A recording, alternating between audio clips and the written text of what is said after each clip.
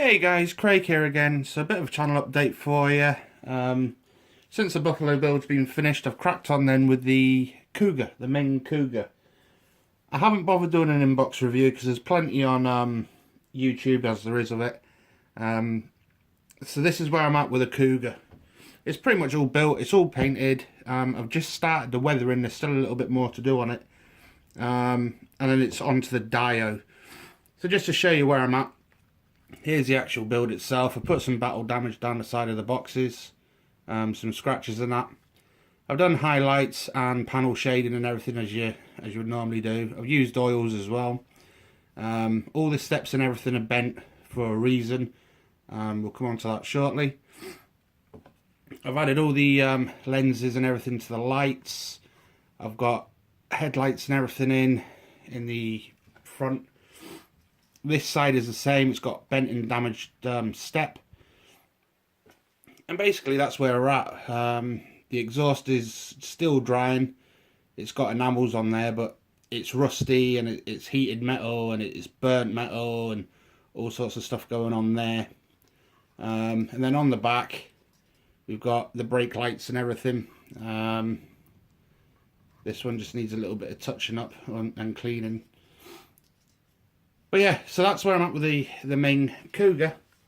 And for those eagle eyes of you that spotted this wire, what I've actually gone and done, I've added headlights and brake lights to the actual kit itself. So it runs off a 9-volt battery, and this is going to be part of the diorama that this is going on. So just to show you the lights, it's very basic lighting on this for a reason as well, which I'll come on to shortly. But basically, it's wired up for 9 volts, and as soon as you attach it all, basically what we've got in the back, we've got the brake lights coming on. That one will clean up a little bit better. It's just got some Formula 560 on the lens, which I need to scrape off. But basically, I've done that with fibre optics. Both of them are as bright as each other. And then on the front, when I said I had headlights, I really do have headlights. So as you can see, we have super bright, oh, let's just try and get that back on there. We have super bright LEDs in for the headlights. So at night, so if I turn these lights off now, it might come up a little bit better. Hopefully. Let's turn these overshadow lights off. There you go, you can see that maybe a bit better. So there you go, it's got the headlights. A little bit darker for you, and then you can actually see both are as bright as each other on the back with the old brake lights. So the plan with this one then is the first part of the dio was the Buffalo, which was EOD coming in, finding an IED in the ground and dismantling it. What's basically going to happen with this one, it's going to run over an IED and it's going to get blown up. So in the middle here, it's going to be a big puff cloud of smoke, which I'll cover when I come on to do it. It's going to have LEDs and everything in the smoke, so it looks as though it's actually flickering and flames going on as the thing's blowing up. The vehicle's going to be slightly lifted, so if you can imagine that's flat on the floor. I'm just going to lift it and put a support underneath, so it looks as though the explosion has lifted the vehicle up, and it's just being lifted up with the force of the explosion. Headlights on, brake lights on. All the smoke and dust and everything's going to be around the vehicle, around the sides, if you can imagine, both around the sides here. The force of the explosions obviously knackered the steps. I'm going to have a figure, which my good friend Steve mentioned in one of the comments the other day. He was sending a couple of figures out to me.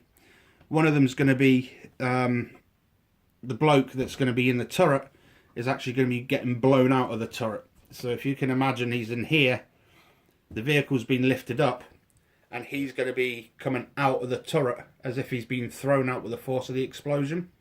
And he's going to be supported in mid-air with the explosion going around and everything. And it's going to be all flashy and smoky and dusty and everything on a custom dio again. And that will be the two builds done for for April's model show in Perth, and that'll be my commitments for those 2 particular builds done. But I thought I'd just quickly update you where I'm at with this, because usually for those that regularly follow me, I do inbox reviews followed by a build log followed by the finished thing. There is still a few bits to do. I've still got some of the lights to put on the marker lights on the side, at the back and everything. Pigments and everything to do. I've got the black wash to go on. I've got the burn marks to go on, like the black soot where the explosion's been. There'll be soot sort of around here in between the actual explosion. I've got the bloke to figure out how I'm going to attach him in mid-flight without being too obvious that it's attached. He's still attached to the vehicle. Well, I'll come up with something for that.